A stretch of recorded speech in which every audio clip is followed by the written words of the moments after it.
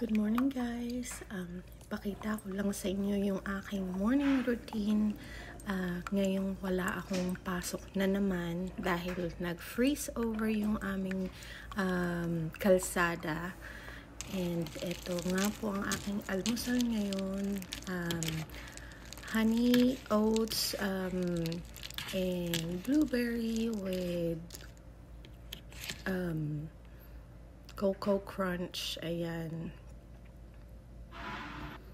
And then, eto, pakita ko lang sa inyo yung labas ngayon. Kaya, hindi rin ako nagpumilit na pumasok na dahil napakadelikado ng daan pa rin ngayon.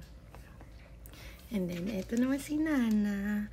Medyo pipilay-pilay siya ngayon. Kaya, binalot namin yung kaliwang paa niya kasi nag-away ata sila ni Putitat habang wala kami dito. And then of course, bago ako umupo para kumain, syempre chocolate milk muna para sa aking buga na si Isabella.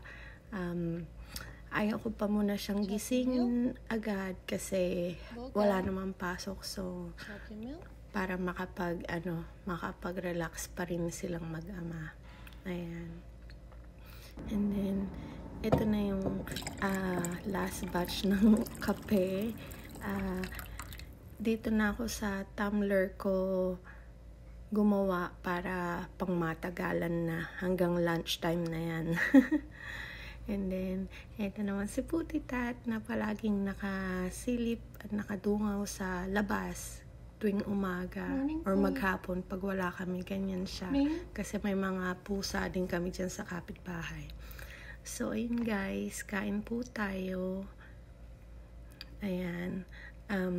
Hindi ako mahilig dati sa ganitong klaseng almusal. But, medyo nasanay na rin kasi medyo light lang siya sa umaga. And then, maraming health benefit yung honey oats at saka yung blueberry. Yung Cocoa Crunch, pinandagdag ko lang pampatamis. And then, syempre, hindi mawawala ang aking kape na kailangan tumagal hanggang lunchtime para makaget through ako sa araw. So, ayun guys. Thank you for watching.